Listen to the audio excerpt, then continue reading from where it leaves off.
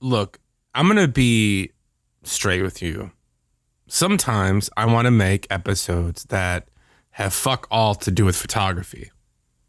And I think I'm going to experiment with some content strategy moving forward.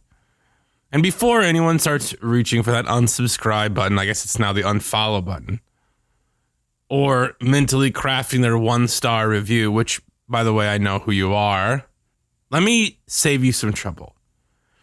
I haven't pivoted. I've just gotten kind of tired of pretending that creativity gives a shit about us staying in our lane or what we list as our job title on LinkedIn. I want to talk about the creative struggle, the real one, not the bullshit you see hashtagged on Instagram. Because I don't think creativity checks your business card before it kicks down your door. I think it shows up in places that would make bosses feel a little uncomfortable and the powerful sweat a little. I think creativity can be found in elementary school classrooms where the teacher's dipping into their grocery money to buy some supplies.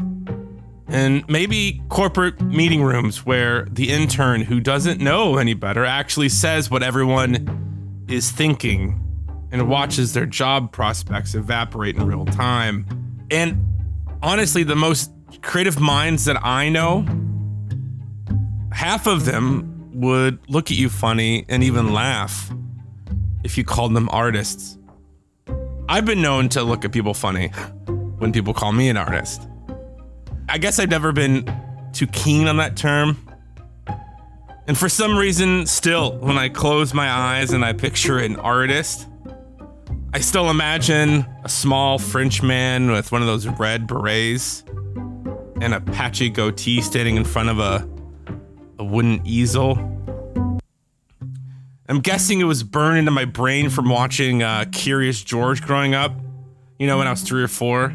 George, that curious little asshole of a monkey, puts on a little red beret, creates a construction paper goatee, holds one of those cliche paint palettes, and then proceeds to destroy the entire house. Which, by the way, I have a question. Why did the man in the yellow hat leave the monkey alone all the time? This fucking primate cost him tens of thousands of dollars in damages regularly. His insurance company probably didn't even answer his calls anymore. Look, I'm not saying you should put George in a cage, but maybe he should have put George in a cage. But I digress. I think deep down don't think I am one. I definitely could never pull off one of those goatees. And maybe I think the term is a little pretentious. It definitely could be my own self-doubt. And I've always been more comfortable with the term creative. Because for me, creativity is broader. It's a softer skill set, It's important though. For me, the times when I feel the most creative was when I was a kid.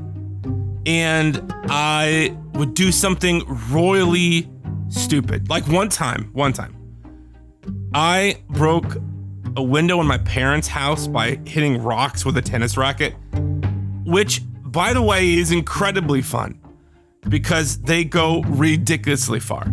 Seriously, if you haven't tried it, go get a tennis racket, go somewhere safe, and just hit some rocks. It's really satisfying. So one day, I was in the backyard. My parents were gone. Which is a dangerous combination. I should have never have been left alone as a child. And I'm back there, and I'm hitting rocks with tennis rackets. And what I usually do is I hit them over the house, because it was a good quarter mile between the next house in front of us. And I was generally safe. So this time, though, I hit the rock, and I miscalculated my swing, and it went right through our upstairs hallway window, just shattered the whole thing. I panicked for about 5 minutes, but then I went into creativity mode. I didn't want to tell my parents what had happened. I didn't want to be honest, God forbid. So I concocted this story about a bird flying into it. And I remember I was walking home from school a couple days before, and I saw this dead bird lying on the side of the road. And I was like, man, I wonder if this thing is still there. So I went back, sure enough, it's still there. So I picked it up with a stick, put it in a garbage sack, walked it home, and I kid you not, I manufactured this perfect crime scene with this corpse of a poor sparrow that probably hit a windshield of a Toyota. It was like reverse CSI. I was reconstructing a crime scene with meticulously positioned feathers, sticking them to the glass, the shards of glass, like obviously taking into account wind speed and terminal velocity. Look, I was maybe like 8-9 years old when this happened. And I pulled off this elaborate deception that would make a mob boss proud. If that isn't creativity, I seriously don't know what is. Yeah, I think creativity is bigger than painting easels or even cameras for that matter. Creativity isn't a category you select on a dating profile. It oozes out of you. It's how you operate on a deep level.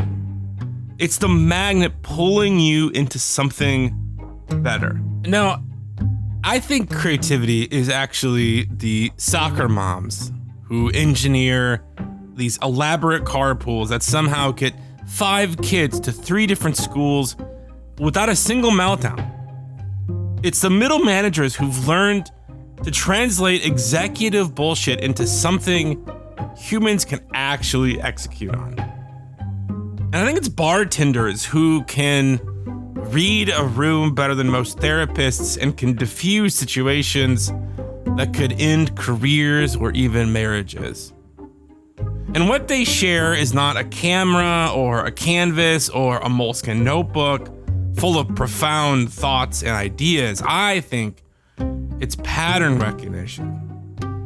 They see the crack in the foundation while everyone else is admiring the paint job. And they step into the vacuum when leadership decides it's more comfortable to look the other way. And their solutions are so quietly effective sometimes, so maddeningly simple, that they make the people who get paid to solve these problems and manage these problems look like expensive window dressing on systemic dysfunction. So this is what we're talking about today. Not creativity as self-expression or personal fulfillment or any of that self-help seminar horseshit. We're talking about creativity as a weapon. The kind that doesn't announce itself with manifestos or revolutionary rhetoric, but just goes ahead and makes broken things work better, which it turns out is the most subversive thing that you can do in a world where a lot of important people have built very uncomfortable careers on keeping things broken. So, whether you're wielding a camera, you're managing a classroom, you're running a team, or you're just trying to keep a toddler from turning your living room into a crime scene, this episode is for you. Because creativity isn't about having the right tools, or the right title, or the right degree hanging on your wall. It's about being awake in a world that profits from everyone else staying asleep. My name is Patrick Four. This is the Terrible Photographer Podcast. Here we have honest conversations about creativity and identity and finding your voice. Today's episode is 22. I'm calling it The Dangerous Creative. We're talking about how solving problems makes you even more dangerous. even if you are a barista. If you're new here to this podcast, welcome. First of all, thank you for listening. Thank you for being a part. If you haven't done so already, drop us a review on Apple Podcasts or wherever you listen to your podcast. That is always really helpful for us. It lets the platforms know and the algorithm know that, hey, we exist and people actually enjoy it. So if you could do me a favor and do that. I don't want to be one of those guys always pushing people to subscribe and like. Smash that like button. But it really is helpful for the show to grow. So with that said, let's get into Act 1.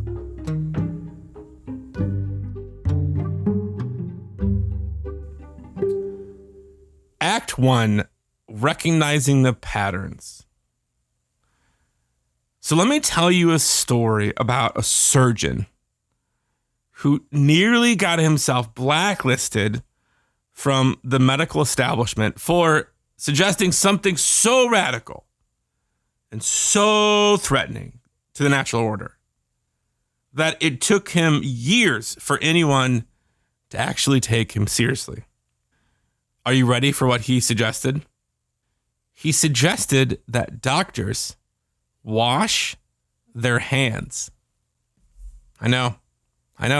Novel concept, right? Almost got him kicked out, fired, blacklisted. Wait, no, that was actually 150 years ago, and they killed that guy for his trouble, actually. So it's a great story. Go back and look that up. But this story is actually about Atul Gawande. This was a Harvard-trained surgeon, a MacArthur Genius Fellow, former CEO of $1 billion healthcare company, staff writer for The New Yorker, basically a guy with enough credentials to wallpaper a small apartment and have enough institutional credibility that he could have coasted on committee appointments and conference keynotes for the rest of his career. Instead, he decided to pay attention. And while working at Brigham and Women's Hospital, one of these places where the marble in the lobby costs more than people's houses, Gawande started noticing something that everyone else was treating like weather. Surgical complications that killed people for absolutely no reason. And not because they had shitty doctors necessarily. These were some of the best surgeons in the world. And it's not because they lacked equipment. This place had more technology than a small country's military budget. People were dying because smart, capable, well-trained professionals were forgetting to do the most basic shit, like making sure everyone in the operating room knew each other's names, or checking that they were operating on the correct goddamn body part, or, let's just go back to the beginning, washing their hands before cutting someone open. We have trained, hired, and rewarded people to be cowboys. But it's pit crews that we need. Pit crews for patients. There's evidence all around us. 40% of our coronary artery disease patients in our communities receive incomplete or inappropriate care. 60% of our asthma, stroke patients receive incomplete or inappropriate care. 2 million people come into hospitals and pick up an infection they didn't have because someone failed to follow the basic practices of hygiene. The entire medical establishment had gotten so drunk on its own expertise that it had forgotten the most dangerous enemy of good outcomes isn't ignorance. It's the assumption that you're too smart to fuck up the most basic, simple stuff. So he did something that nearly ended his career. He created a checklist, a fucking checklist for Harvard-trained surgeon. And you could imagine how well that went over. It was like telling Ansel Adams, that he needed to read the camera manual, or suggesting that Gordon Ramsay might benefit from a recipe card. Part of what's important about the safe surgery checklist is just the concept, because in many ways it feels so foreign to us or belittling when you're a surgeon thinking that you've got to use a checklist. It's really an idea we borrowed from what pilots use in aviation, that we can't assume that we're going to remember everything and that nothing's going to get dropped that's really important to the survival of the patient and to not having a complication, not having something go wrong.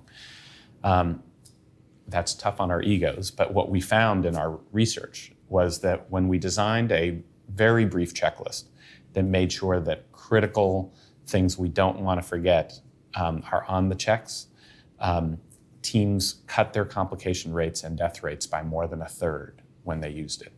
So that's why it's so important, but it's hard.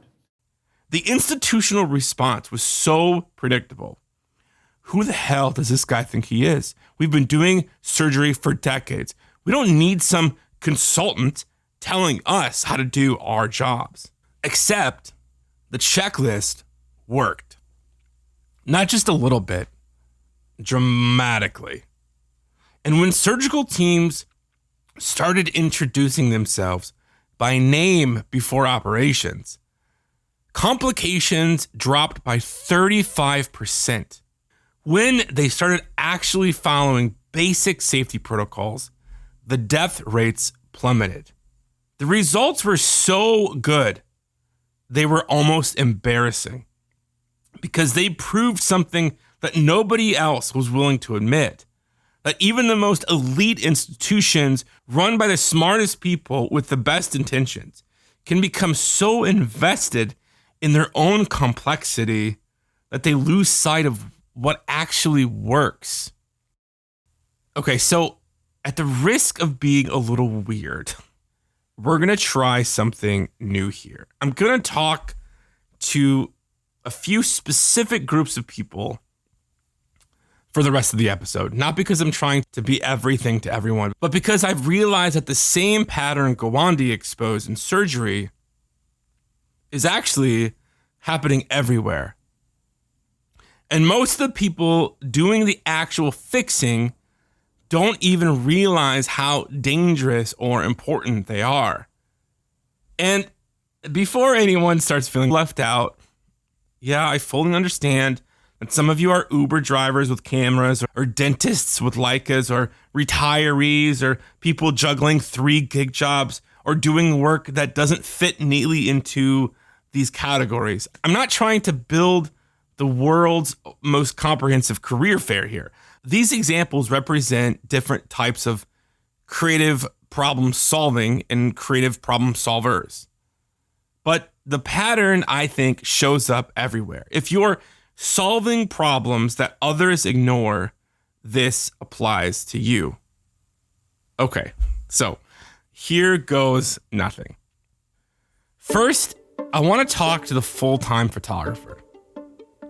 You know exactly what I'm talking about. You've been at these workshops where they spend 2 hours explaining zone systems and another hour on color theory. But no one wants to talk about the fact that your best shots happen when you stopped thinking and just trusted what you were seeing. And the industry profits from complexity, expensive gear, exclusive knowledge, certifications that really don't mean shit in the field.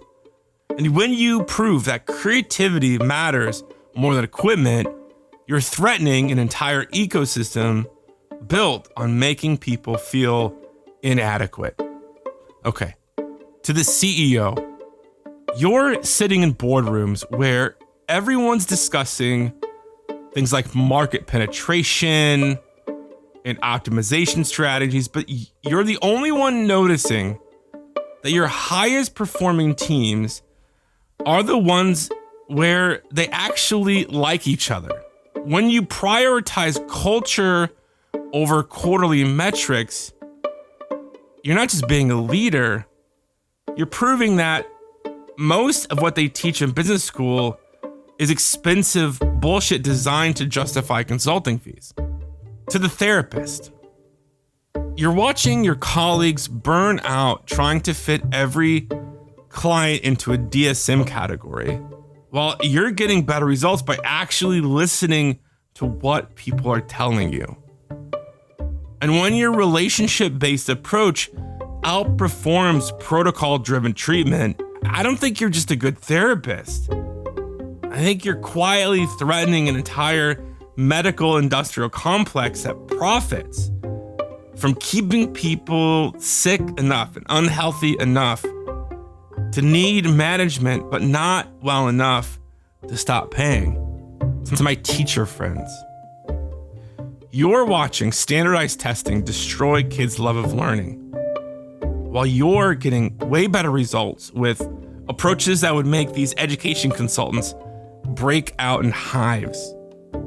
When your student-centered classroom produces better outcomes than data-driven instruction, you're proving that these billion-dollar ed tech companies have been selling snake oil to school districts for decades.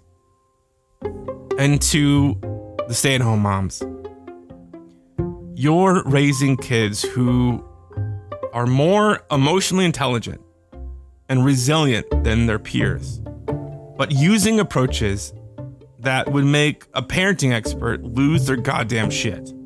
When your intuitive response parenting works better than the latest child development trends, you're threatening entire industries built on convincing parents that they don't know what they're doing.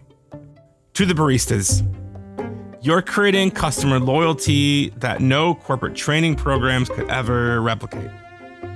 Just by treating people like human beings instead of simple transactions. And when your genuine connection creates a better business results than efficiency metrics, you're proving that most of what passes for customer service is just dehumanizing behavior. And this is to all of us. The resistance you face isn't personal. A lot of times, it's economic. Your solutions work too well. They cost too little and require too much humanity. And that threatens people who've built careers on selling expensive answers to problems that could be solved with basic human decency and common sense.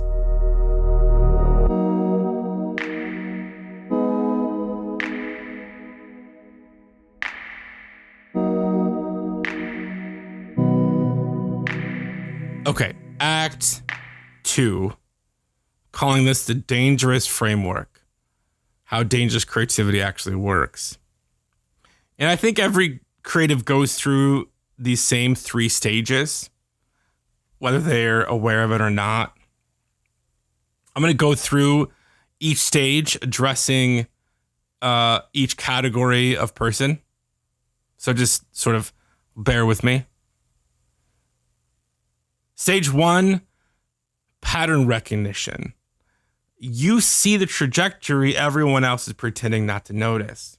To the photographer, you watch people walk past the same corner every single day, but you're the one who sees it at exactly 4:17 p.m. where the light hits the building a certain way that reveals something true about urban isolation. And I don't think that's just simple artistic vision. I think it's something more analytical, maybe even like systems thinking. To the CEO, you sit in meetings where everyone is debating productivity metrics, but you're watching your team dynamics disintegrate in real time. And you can instinctively see where this is heading. Your best people are going to quit, and the worst people are going to stay, and the management will blame it on market conditions. To the therapist, you watch someone describe their anxiety while their body language tells a completely different story, and you can see the pattern their family system has created. The coping mechanisms have stopped working years ago, and exactly where this is heading if nothing changes. To the teacher, you watch a kid shut down during math class, but you're seeing the pattern, simple spiraling into avoidance spiraling into more shame. And you know exactly how this ends. It's just another kid who isn't good at math, when the real problem is that nobody bothered to figure out how they actually learn. But to the stay-at-home mom, you see your kid's behavior as deteriorating, and you recognize the pattern. They're not just acting out, they're dysregulated. And you can trace it back to that schedule change, or emotional stress, or too much stimulus without enough downtime.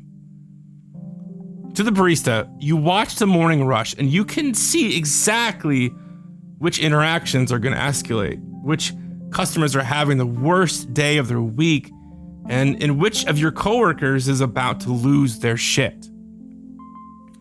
And then we move on to stage 2, which is intervention point identification. And most people stop at pattern recognition. They see problems but assume that someone else with more authority or anyone else should fix them. And that's where you become dangerous, because you realize that you have agency. And here's what this looks like. To the photographer, you don't just see a developing scene, you position yourself to intercept the moment when the truth becomes visible. You understand that your choice of angle and timing and framing can shift how people see reality. To the CEO, you don't just recognize toxic culture. You can identify the specific moments where you can intervene. Maybe it's changing how meetings are run, or how decisions get communicated, or just modeling behavior that you want to see instead of waiting for someone else to go first. To the therapist, you don't just see where someone's patterns are leading. You find the intervention points where different choices become possible. You help people recognize that they have more power than they ever realized. To the teacher, you don't just watch kids struggle. You adapt in real time. Maybe it's changing how you explain concepts, or creating different opportunities for success, or just giving a kid permission to learn a different way than everyone else. To the stay-at-home mom, you don't just manage the symptoms or discipline. You intervene at the source. And maybe it's restructuring routines, or changing your own responses, or just giving your family permission to be human instead of perfect. Or maybe it's just letting the kid take a nap every once in a while. To the barista, you don't just take orders. You read people and respond to what they actually need. And maybe it's as simple as remembering their name, or making their drink exactly right, or creating 30 seconds of genuine human connection in their chaotic or lonely day. This brings us to stage 3, the alternative path creation. And this is where you become truly dangerous, because when you prove alternatives work, you reveal how much unnecessary suffering everyone else has been accepting as inevitable. I want to talk about the Campbell truth. Joseph Campbell, one of my favorite dudes. Joseph Campbell was a mythology scholar who spent his entire life studying stories humans tell themselves about heroes and transformation. He analyzed myths from every culture, any that he could get his hands on, and discovered something remarkable. When you're reading ancient Greek epics or modern superhero comics, the same pattern shows up over and over. The hero gets called to adventure, refuses at first, eventually accepts, faces trials, and returns transformed, with knowledge that he can help others. Campbell called this the monomyth, the one story that underlies all stories. What he understood that academics missed is that these aren't just ancient tales. that they're blueprints for how real change happens in real life. Joseph Campbell said, ironically, that the hero's journey begins with refusing the call to adventure. And I think for dangerous creatives, that refusal sounds like this. Well, this is just how things are done. Or, I'm not the expert. Or, who am I to change anything? But refusing the call doesn't keep you safe. It actually makes you complicit in keeping things broken. The call to adventure in your field is the moment when you recognize you could intervene differently. Most people refuse because it's easier to assume someone with more authority, higher pay grade, would already be fixing the obvious problems. But here's what Campbell understood that most people, I think, miss. The hero doesn't need permission from the system that they're about to change. They just need the courage to act on what they can already see. I want to take a break in this episode. It's been a little heavy. I think we need just sort of an intermission, so we're going to take a breath. How are we doing? While we take a break, I want to let you in on something as to why I'm so drawn to these subversive creative types. And at the risk of sounding like an egomaniac prick, I think I have, or imagine I have, a superpower. No, I can't jump over buildings in a single bound, or freeze a lake with my minty fresh breath, or save a bus full of school children from a falling building. But what I can do is piss off management of any company that employs me. Seriously. It happened without fail, everywhere I go. I mean, why do you think I'm self-employed? Let's just be real, you know? I can, within 2 to 3 weeks of observation, of being at a company, identify the stupidly inefficient process that everyone just happily lives with. And it's like having X-ray vision, but I can't see through people's walls, but I can see through the bullshit. And I don't think it's because I'm brilliant. I think it's because I'm what I call strategically lazy. And before you get your undies in a bind, hear me out. I've always been interested in doing the least amount of work possible while aiming for maximum results. Most of the time, my maximum results beat the guy who works twice as hard and twice as long. Because I am obsessed with efficiency. Obsessed with it. And this drives my bosses absolutely insane. It always has. Which makes it funny for me, but also annoying because I have to sit through these 5-minute pep talks that make absolutely no sense. Hey, Patrick, can I have a word? Yeah, boss man, what's up? Hey, I noticed that you came at 11:30 today. Did you do that thing that I asked you to do? Oh yeah, I got that done yesterday. I handed it off and they were stoked. I actually CC'd you on it. Did you not get it? Oh, not yet. I'll go take a look. But you can't roll in here at 11:30. Why? I got the thing done and it's good. I actually stayed late last night getting it done. Do you want to come back to my desk and we can check it out?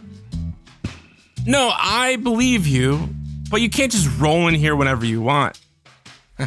Sure, boss man, whatever you say. And that's when I know jobs were for suckers. I mean, like, seriously, you think I'm lying about this stuff? I once told a boss during a performance review that my goal was to create systems that required minimal input, minimal work, but produced optimal output. And the guy's face went through this whole journey. Confusion, then realization, And then I can only describe as like this existential horror. Like literally, I just told him that I worship Satan or something. And all this guy heard in that whole statement was minimal input. Completely missed the fact that I said optimal output part. His brain just shut down and just categorized it as lazy employee wants to do less work. And I was sitting there thinking, dude, I'm literally trying to make your business more efficient, and you're having this conniption fit because I used the word minimal. It was like watching someone get offended by a calculator because it makes math easier. And I've learned that most people honestly equate hard work with virtue. The longer you work, the more productive you are, and I think that's horseshit, to be frank. Look, if you're cool with being a hamster on a wheel, chasing the cheese, that's fine with me. You keep the wheel of broken systems humming along. For me, I would rather work 20 hours to figure out a system than spend 120 hours being ineffective at doing something that gets the same results or worse. And a lot of people are just cool with coasting in shitty, outdated systems. And I'm not. And to be honest, the worst part of this whole thing for me is dealing with the people inside the system. They're either threatened by what you're doing, or worse, which is often the case, they get butthurt that your new system, which, let me just underscore this, would make their job easier, but would require some change. That they might have to learn a new way of doing things, even if it saved them time and effort.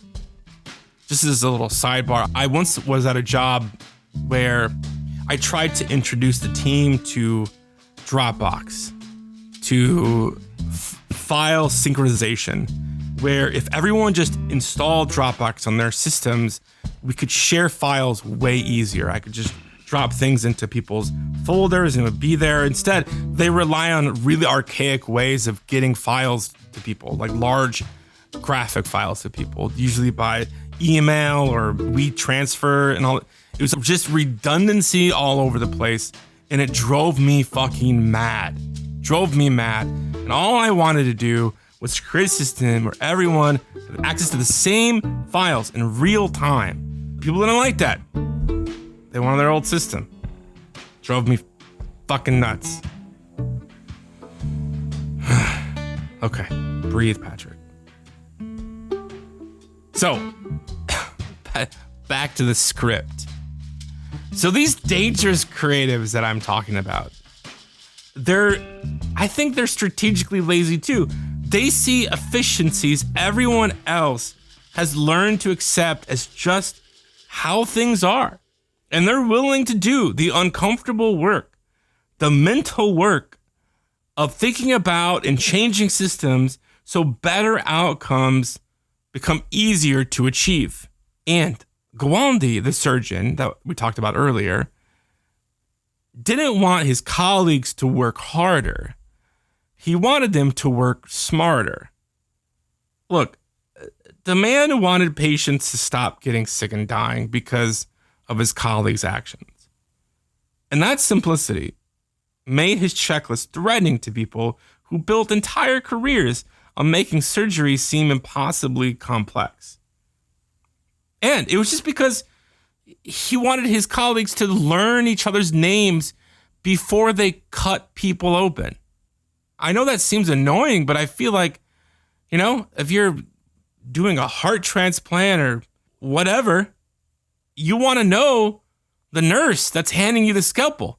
I'm not a doctor, but seems pretty basic to me. I don't think these systems are as complex as they seem, For some reason, humans love to make things complex.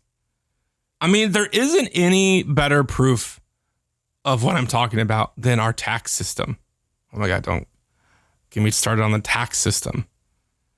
Only professional bureaucrats could create something so stupidly, impressively complex and then convince an entire nation that it has to be that way.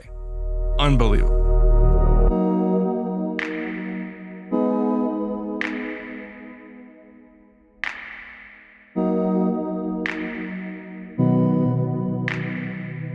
Act 3. We're getting there. Calling this owning the danger. Why systems fight back. Okay, let me explain why your creative problem solving makes powerful people uncomfortable. Okay, we're going to go back to our people right now. To the photographer. The photography industry is built on artificial scarcity, expensive gear, exclusive techniques, insider knowledge, and when you prove that vision matters more than equipment, you threaten business models that depend on making people feel inadequate. Camera companies don't make the money from competent photographers who just trust their instincts as opposed to upgrading their gear every single year. To the CEO, business schools and consulting firms have vested interest in making leadership more complicated. When you prove that culture and relationship drive results better than data and strategy, you threaten industries built on selling complexity. McKinsey doesn't bill $500 an hour for telling you to treat people kindly, like human beings. To the therapist. Insurance companies and pharmaceutical companies profit from standardized protocol-driven treatments that can be measured and managed. And when you prove that human connection and individualized approaches work better, you threaten a system that depends on efficiency over effectiveness. And there's no billable code for giving a shit. To the teacher. Educational technology companies and testing corporations have convinced school districts that learning requires specialized tools and constant measurement. And when you prove that relationships and creativity drive actual real learning, you threaten billion-dollar industries. Pearson doesn't make money from teachers who trust their instincts. To the stay-at-home mom. The parenting industry, the sleep consultants, the behavior specialists, the child development experts, they all profit from convincing parents that they need professional help for normal child development. Even though humans have been raising children since the beginning of time. And when you prove that responsive, intuitive parenting works, you threaten markets built on parental insecurity. And there's no money in confident moms. To the barista. Corporate coffee chains profit from a myth that customer service is about speed and consistency, that workers are interchangeable components in a machine. And when you prove that genuine human connection creates a much better experience than scripted interactions, you threaten business models built on dehumanization. Starbucks doesn't want baristas who think for themselves. They want standardization. And there's a cost of being right. Here's the part that nobody prepares you for. I think being creative like this dangerous level of creativity, it's as lonely as hell. Because when you start solving problems that others are invested in preserving, you lose people. Colleagues who have benefited from old dysfunction. Friends who feel judged by your different choices. Family members who preferred it when you complained instead of acting. And you'll question yourself consistently. I know I have. Because when everyone around you accepts something as impossible to change, and you change it anyway because of your own audacity, you start to wonder if maybe you're the crazy one. You gaslight yourself. But here's what I've learned. The alternative to being dangerous is being complicit. I know that's hard to hear. And complicity feels safe until you wake up one day and you realize you spent years propping up systems that harms people that you care about. Your clarity will make some people feel exposed. It's just gonna happen. And when you prove that simple solutions work, it reveals how much unnecessary complexity everyone else has been accepting. No one likes realizing that they've spent years doing things the hard way. Look, they're gonna fight back. Not with logical arguments, but with subtle undermining. Questions about your qualifications, suggesting that things are more complicated because they need to be. Reminders about how things have always been done, which is it's like chewing on shards of glass and aluminum foil at the same time. And you gotta understand that this resistance is not personal, it's systemic. Your effectiveness threatens their investment in ineffectiveness. Okay, so here's the permission that youth actually need. Back to my people and to the photographer. You don't need industry validation to trust your eye. Your creative instincts aren't less valid because they don't match up with what's trending on Instagram or selling in galleries. To the CEO, you don't need MBA approval to prioritize what actually works in your organization. Your leadership insights aren't less valuable because they come from experience instead of case studies. To the therapist, you don't need protocol permission to use approaches that actually help your clients. Your clinical intuition isn't less legitimate because it's not in a treatment manual. To the teacher, you don't need administrative authorization to adapt your teaching to what works with your students.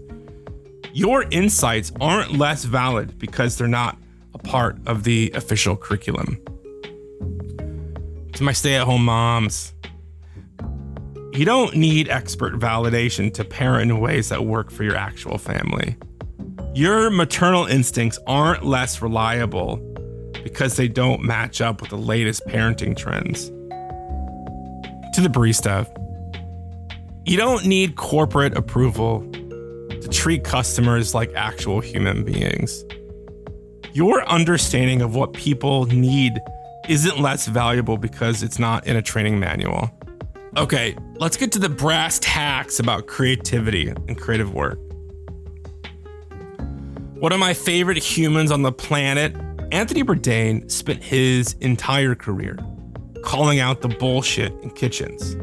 And later in his TV career and his books, he was calling out the bullshit in the world. He understood something that applies to all of us. Most creative work happens under pressure with whatever tools you have available by people who trust their instincts over official protocols. In Kitchen Confidential, one of my favorite books, he wrote this: without experimentation, a willingness to ask questions and try new things, we shall surely become static, repetitive, and moribund. He wasn't just talking about food, he was talking about what happens when you stop questioning how things are done and start accepting dysfunction as normal. Most people who call themselves creatives aren't following safe formulas designed to threaten anything. Meanwhile, you're doing creative work that would terrify most artists because the stakes are fucking real. The problems actually matter, and there's no safety net of it's just art, man. You're solving problems that affect real people with real consequences, using real creativity. I think it's revolutionary work. And you might just call it doing your job, or making a decision, or solving the problem. I call it revolutionary. And here's the truth that they don't want you to know. Creative work that actually changes things doesn't feel like art. It feels like resistance.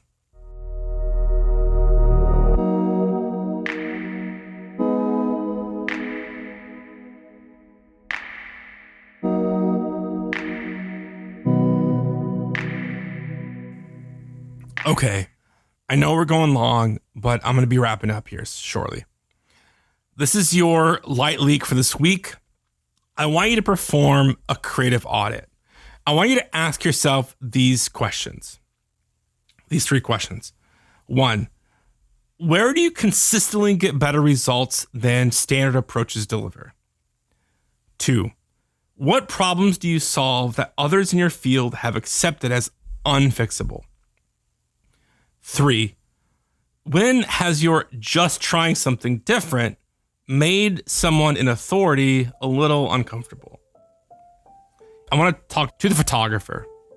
Think about the last image that made a shift in how people saw something. I don't think that's just good photography. That's consciousness raising work. To the CEO, remember the last organizational change you made that seemed obvious to you, but surprised everyone else. That just wasn't good leadership. That was systems intervention. To the therapist, consider the last breakthrough with a client that came from trusting your instincts over protocols. That wasn't just good therapy. That was healing work that potentially threatens the medical industrial complex. To the teacher, think about the last time you adapted a lesson in real time and watched a struggling kid suddenly get it. This isn't something that they can just teach in school.